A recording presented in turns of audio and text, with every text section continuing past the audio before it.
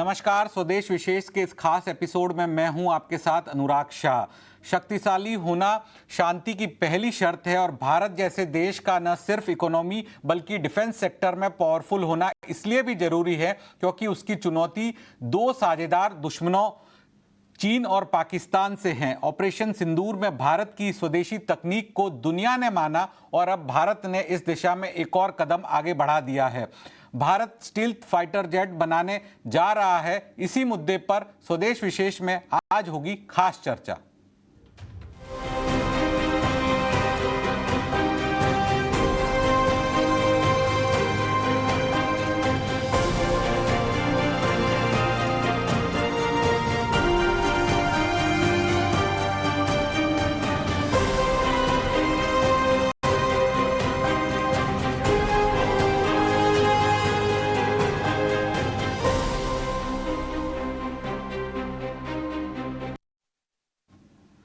जी हाँ, भारत को अपने स्वदेशी स्टील्थ फाइटर का बेसब्री से इंतजार है। इस पर काफ़ी वक्त से काम चल रहा था और जल्द हम अब 5वीं पीढ़ी के स्टील्थ फाइटर को भारत की सीमा की सुरक्षा में तैनात होते हुए देखेंगे। तो इसके लिए कितना इंतजार करना होगा, प्रोडक्शन में क्या चैलेंजेस होंगे और ये तकनीक डिफेंस क्षेत्र में हमें कितना आत्मनिर्भर करेगी और कितना मजबूत करेगी, चर्चा के लिए हमारे साथ जुड़ गए हैं रिटायर्ड लेफ्टिनेंट जनरल और डिफेंस एक्सपर्ट संजय कुलकर्णी। साथ ही में हमारे साथ है एविएशन एक्सपर्ट और पूर्व navy officer captain Sanjay curve भी जुड़ रहे हैं और वही है स्टील्थ फाइटर जेट से जुड़ी तकनीकी पहलुओं को बताने के लिए, समझाने के लिए हमारे साथ जुड़ गए हैं डीआरडीओ के साइंटिस्ट वीएन झा। आप तीनों खास मेहमानों का बहुत बहुत शुक्रिया। सबसे पहले संजय कुलकर्णी जी, मैं आपसे ही समझना चाहूँगा, ये जो आज ऐलान रक्षा मंत्री ने किया है 5वीं जनरेशन के फाइटर जेट बनाने का, एडवांस मीडियम कॉम्बैक्ट एयरक्राफ्ट का, इसको कितना बड़ा गेम चेंजर आप मानते हैं? बहुत बहुत धन्यवाद अनुराग जी। बहुत जरूरी है। हमने देखा कि लेस देन 90 घंटे का जो कॉन्फ्लिक्ट हुआ उसमें किस प्रकार से एयर डोमिनेंस की जरूरत थी, किस प्रकार से नॉन कॉम्बैट और नॉन कॉन्टैक्ट एयर पावर की जरूरत है। और ऐसे हाइब्रिड स्पेस जिस प्रकार से हमने देखा 90 घंटे के अंदर कि पूरा हमने मतलब कह सकते हैं कि एयरफोर्स ने पूरा ही उसको क्या कहेंगे, इस संदर्भ में नक्शा ही पाकिस्तान का बदल दिया। और ऐसा बदला कि पाकिस्तान बैकफुट पर आया, इतना जबरदस्त बैकफुट पर आया कि उसे लगने लगा कि अगर उसके पास जिस प्रकार से चीन के द्वारा दिए गए ये 10 और ये 17 के द्वारा भी अगर वो काबिलियत नहीं थी, क्यों नहीं थी? क्योंकि हो सकता है कि चीन के एयरक्राफ्ट जो है उतने काबिलियत नहीं थे जिससे हमारे अपने राफेल से, सूज से, और हम लोगों ने जिस प्रकार से उसको अडाप्ट किया अपने लिए और विद पर्पस। जैसे हमारे पास मैं कहूंगा कि बियॉन्ड विजुअल रेंज जो हथियार है, मिसाइल है, उनके द्वारा। लेकिन अब सवाल यह होता है कि क्यों 2026 तक चीन ने वादा किया है कि पाकिस्तान को कि वो अपने 35 देगा, और ऐसे कैसे क्या हो सकता है? क्योंकि उनका खुद का अरमान था कि 2029 तक वो बना पाएंगे। कैसे दे पाएंगे 2026 तक? हो सकता है हौसला अफजाई करने के लिए पाकिस्तान ने कहा होगा चीन को, ये भाई हमारी जो एयरफोर्स है उसका तो बिल्कुल ही नाश कर दी है, चाहे उसके एयर चीफ मार्शल को 1 साल का एक्सटेंशन जरूर दिया गया होगा, लेकिन ये 5th जनरेशन एयरक्राफ्ट, जबकि हम लोग भी अपना एसीए में बनाने में 2034 तक बनाने की काबिलियत रखेंगे, जबकि पिछले साल ही हम लोगों ने इसको कैबिनेट कमेटी ऑफ सिक्योरिटी ने अप्रूवल दिया है। और अब रक्षा मंत्री ने इसको कहा है कि भाई 15,000 का है, इसको लेकर हो, चाहे जॉइंट वेंचर में हो, चाहे कंसोर्टिया में हो, या किसी प्रकार से प्राइवेट इंडस्ट्री के साथ मिलकर के हो, ईडीए का प्रोजेक्ट हो, जैसे भी हो। मकसद ये है कि हम लोग एयर डोमिनेंस के इसमें, क्योंकि हम लोगों ने देख लिया है, चाहे वो यूक्रेन और रूस की लड़ाई हो या फिर गाजा और में इजराइल का, हम लोगों ने देख लिया है क्या बोलबाला है। अब तो हमने अपने यहाँ देख लिया है कि किस प्रकार से एयर डोमिनेंस के कारण ही अगर भारत का आज पूरा हम कह सकते हैं पूरे विश्व भर में आज नाम कमाया है, तो एयरफोर्स के कारण। और जिस प्रकार से एयरफोर्स ने इस्तेमाल किया है, और बार बार उनके चीफ मार्शल कहते हैं, अपने एपी साहब क्या कहते हैं कि जो कुछ भी हमारे पास है हम करते रहेंगे, लेकिन एचएएल को जिस प्रकार से उन्होंने कतार लगाई थी, उसको मद्देनजर रखते हुए मुझे लगता है कि कहीं न कहीं हम लोगों को सोचना पड़ेगा कि हमारा जो 5th जनरेशन एयरक्राफ्ट है, वो बहुत ही चाहे रूस के साथ मिलकर के कमा या अपना एसीएमए प्रोजेक्ट को आगे लेकर के, क्योंकि एसीएमए का ही है, क्योंकि जब तक हम लोग एडवांस कॉम्बैट मिशन एयरक्राफ्ट को अपना खुद नहीं बनाएंगे, आत्मनिर्भर नहीं होंगे, जिस प्रकार से, क्योंकि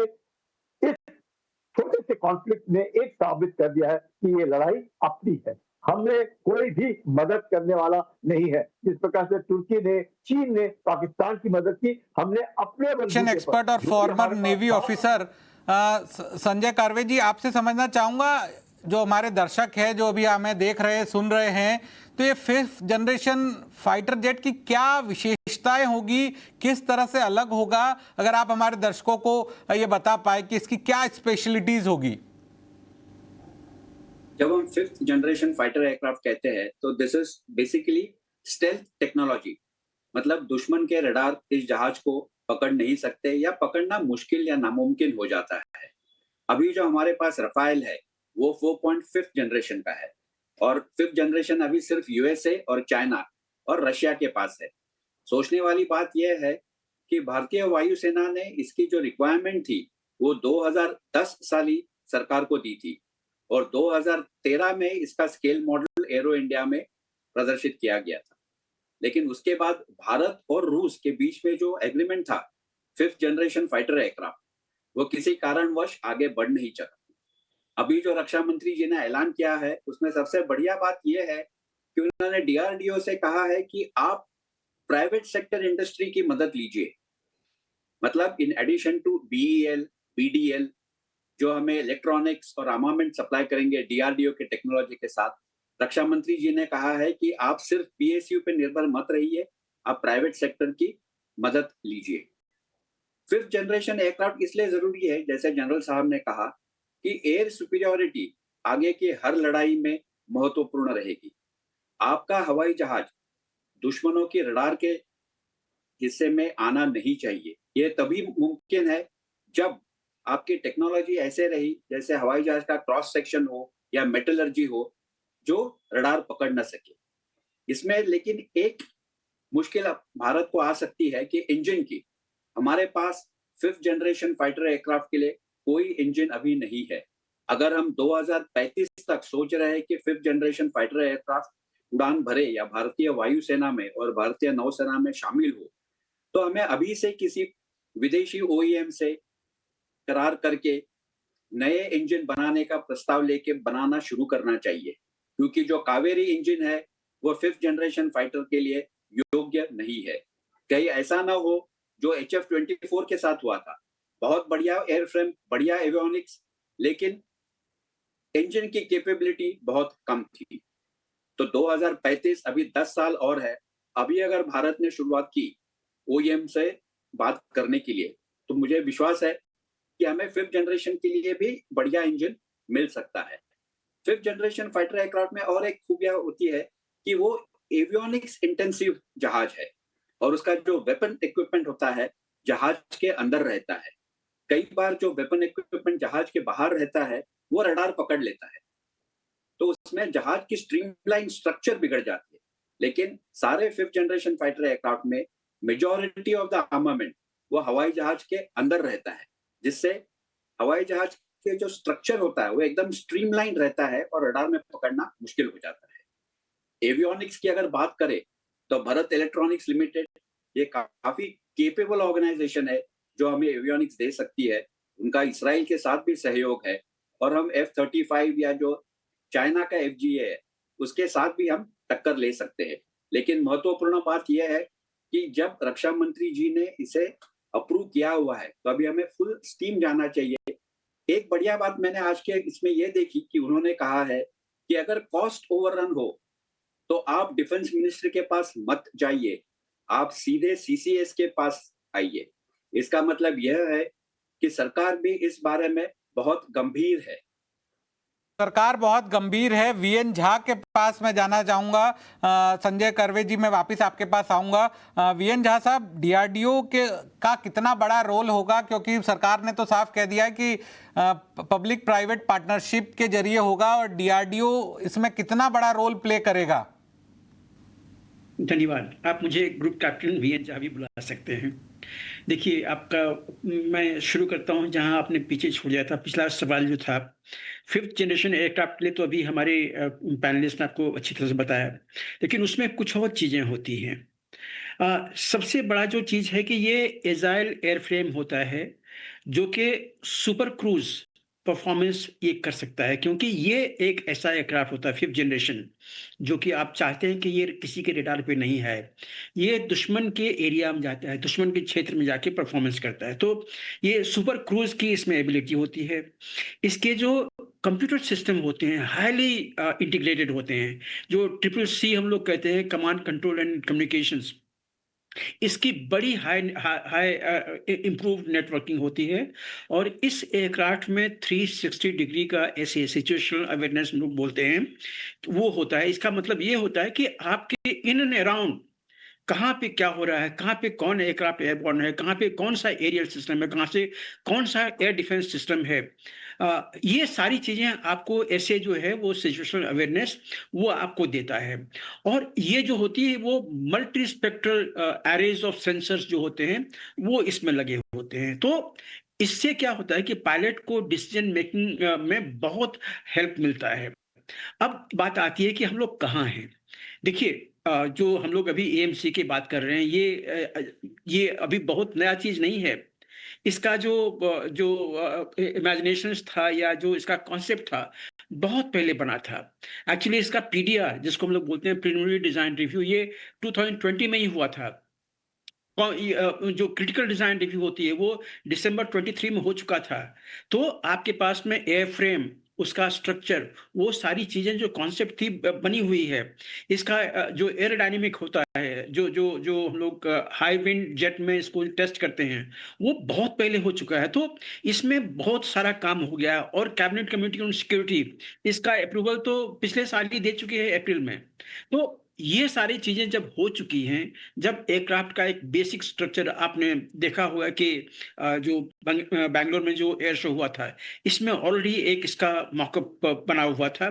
तो इतनी सारी चीजें हो जाने के बाद यस, अभी जैसे पैनलिस्ट ने कहा कि इसका इंजन, तो इंजन के लिए ज्यादा हमें चिंता नहीं है, क्योंकि जो डीआरडीओ का जो बनने वाला था एलसीए के लिए कावेरी, वो बहुत इफेक्टिव नहीं हुआ। वो अभी फिलहाल तो एलसीए में नहीं गया है, लेकिन उसके बाद जो चीजें हुई हैं, मैं जीटीआरई के अंदर की चीजें तो आपको नहीं बता सकता न मैं जानता हूं, न बताने की कोशिश करूंगा आपके टीवी पे।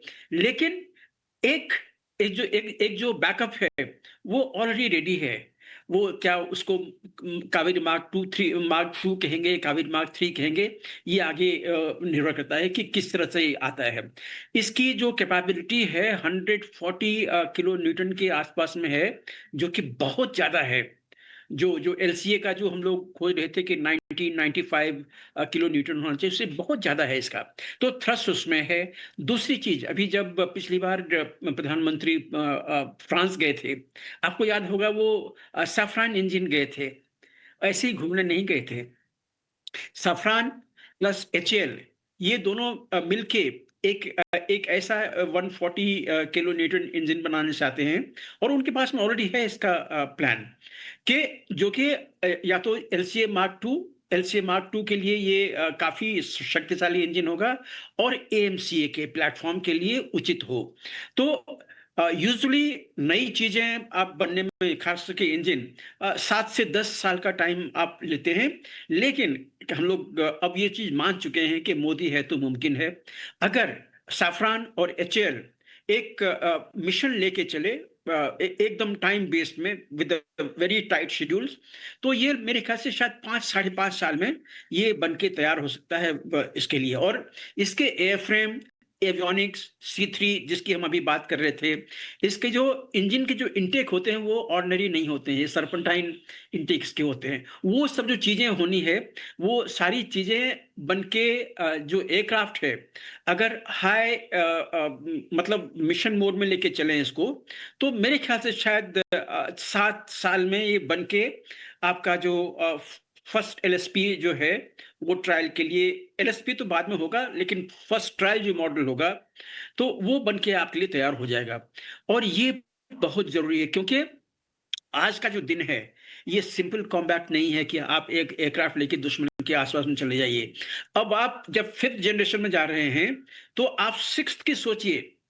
6th में क्या होने वाला है कि आपका एक 5th जनरेशन एयरक्राफ्ट पीछे-पीछे चलेगा और उसके आगे एक swarm of drones, swarm of unmanned aerial vehicle वो चलेगा, जिन सबों का कंप्यूटर कंट्रोल इस एयरक्राफ्ट से होगा, जिसका कि डिसीजन मेकिंग आपने 360 ऐसे लेके आपने पायलट को दिया हुआ है।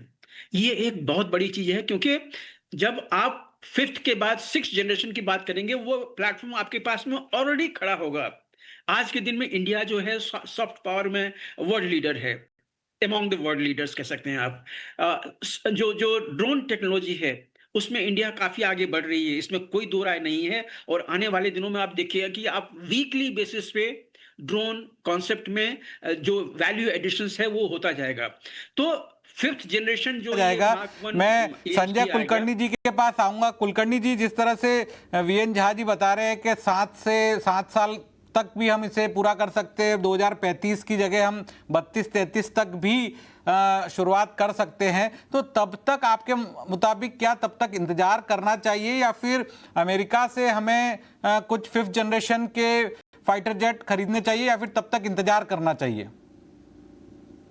देखिए अनुराग, इसमें दोनों प्रोज एंड कॉन्स हैं, क्योंकि चाहे चीन कितना भी कह ले कि हम 5th जनरेशन एयरक्राफ्ट पाकिस्तान को अभी 2026 में देंगे, वो भी 2029-30 तक नहीं दे सकते हैं, वो कितना भी जोर लगा ले, क्योंकि उन्होंने खुद अभी तक उनके टाइम टेस्टेड नहीं है।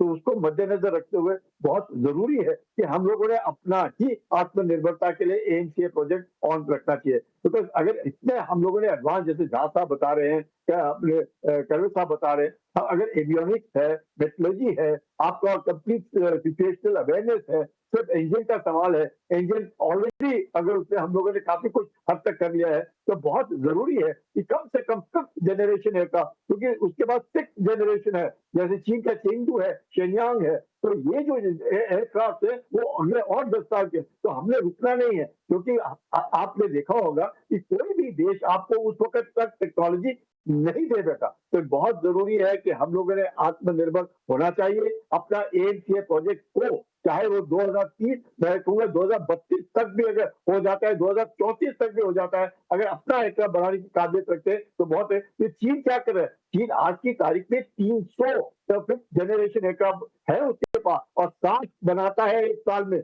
और हम लोग अभी और सोच रहे हैं कि अगले 7-8 साल में हम पहला मॉडल बना करके एयर वर्दी करेंगे। तो वक्त है, तो ये सोचना है कि बहुत महंगा है। अगर आप सोचेंगे कि अमेरिका से लेंगे, बहुत महंगा है। अगर ये तो मुझे आश्चर्य होता है कि पाकिस्तान कैसे अफोर्ड कर सकता है, इसके पास खाने के लिए कुछ नहीं है, पीने के लिए कुछ नहीं है, या तो इनको तोहफे में मिल रहे होंगे या कुछ और कारण होगा, नहीं तो सवाल नहीं पैदा होता कि पाकिस्तान के पास 5th जनरेशन एयरक्राफ्ट कोई आ जाए या उसकी काबिलियत को उसको दे दे, अनलेस अंटिल वो किसी और मकसद से कोई हिडन एजेंडा होगा कि वो 5th जनरेशन एयरक्राफ्ट अपने देश में ना रख करके पाकिस्तान में रखने की कोशिश कर रहा है, या फिर बांग्लादेश में ले जाने की कोशिश कर रहा है। सवाल ये पैदा होता है आसपास के लिए। हमें मालूम है, जैसे झा साहब को मालूम है कितना हम लोगों ने खर्चा किया, कितना ज्यादा, और स्पेशली कावेरी इंजन के ऊपर बहुत ज्यादा, और हर वक्त हम कुछ ना कुछ नया उसमें लाते हैं, और स्पेशली ड्रोन वॉर पे, जैसे साहब ने बिल्कुल कहा, हर हफ्ते डेवलपमेंट है, हर हफ्ते आप जाइएगा किसी वक्त और उसके बाद वो आपको नई चीज दिखा देता है।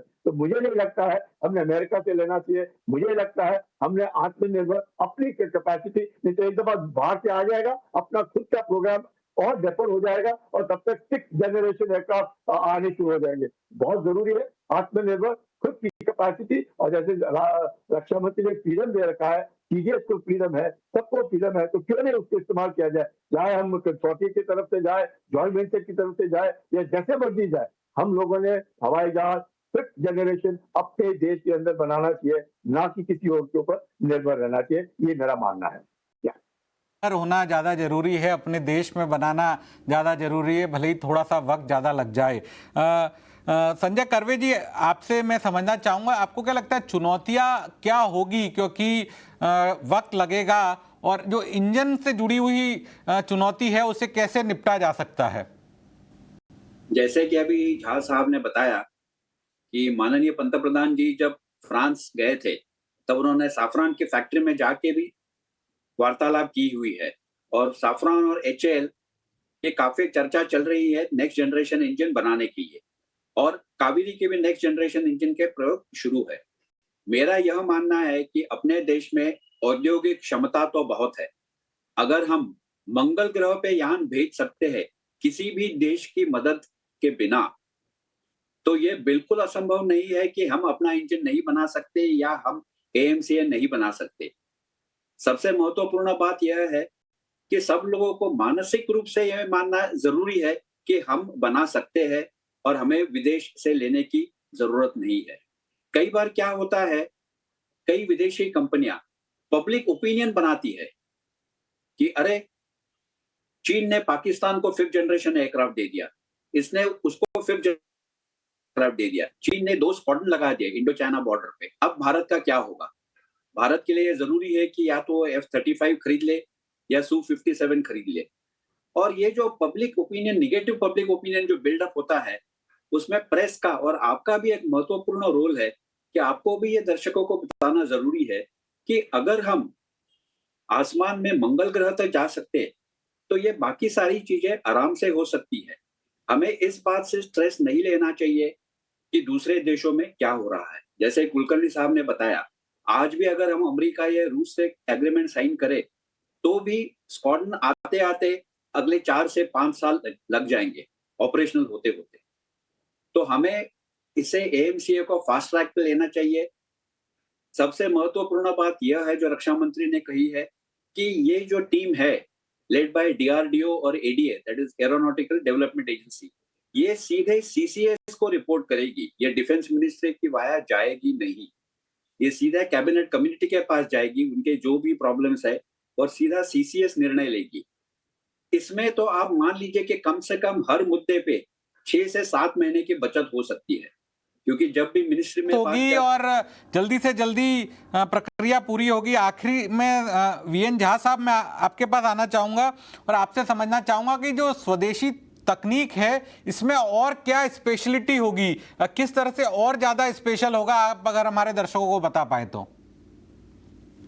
रिक्वेस्ट है, जब बोल रहे होते हैं तो सेंटेंस को पूरा कर लेने दीजिए, क्योंकि ये सारे स्पेशलिस्ट आपके टीवी पे बैठे हुए हैं।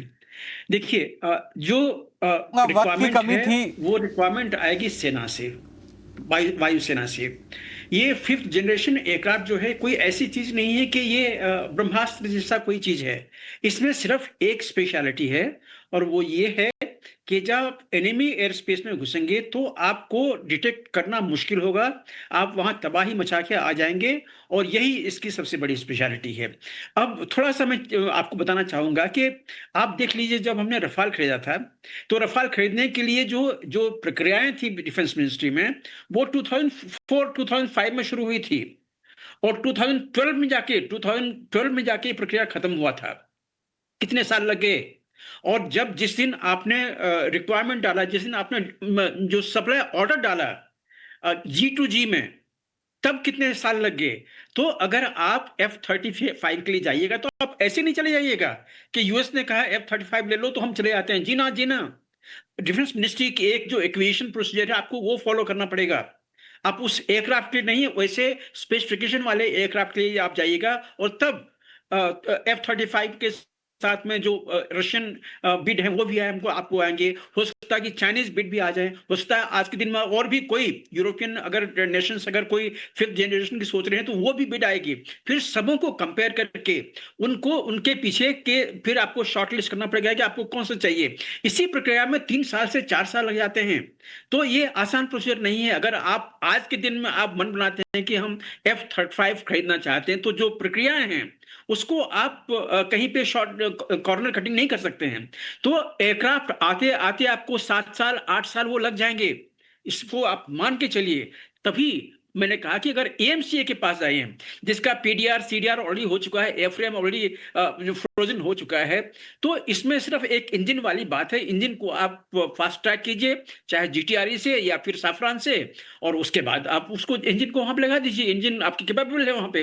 अगर 414 नहीं बन पाता है तो, जी 414 अगर नहीं आता है तो ये सारे प्रोविजंस हैं। अब इसमें सबसे बड़ी चीज क्या होती है इंडिजिनस सिस्टम में, कि आपने एक एयरक्राफ्ट बनाया, उसमें आपने एवियोनिक्स दिया जिस भी लेवल का है, उसमें आपने सीसीसी दिया वो जिस भी लेवल का है। अब बैटलफील्ड पे जब ये गई, आपको लगा कि ये चीज थोड़ा सा और अगर परफेक्ट होता। मैं एलसीए की अपनी आपको याददाश्त दे रहा हूं, अपनी अपनी जो बैकग्राउंड है वो बता रहा हूं। आपको लगता है कि इसमें थोड़ा सा इंप्रूवमेंट होना चाहिए, वैल्यू एडिशन होना चाहिए, उसमें थोड़ा सा टेनेसिटी आनी चाहिए। वो सारी चीजें आपके दिमाग में एक बार आई, आपने प्रोजेक्ट टीम को कहा, और प्रोजेक्ट टीम अगले ही दिन बैठ के वो बेंच मॉडल पे अपना वो सारा काम कर रही है। तो ये जो फास्ट ट्रैकिंग होता है, उसमें वैल्यू एडिशंस की, उसमें इंप्रूवमेंट की, उसमें एडवांसमेंट में की, ये बहुत चीज होती है। और तब जब आप उसका मार्क 2 बनाने वाले हैं, आपको फिर से आपको डिजाइन बोर्ड पे नहीं जाना है।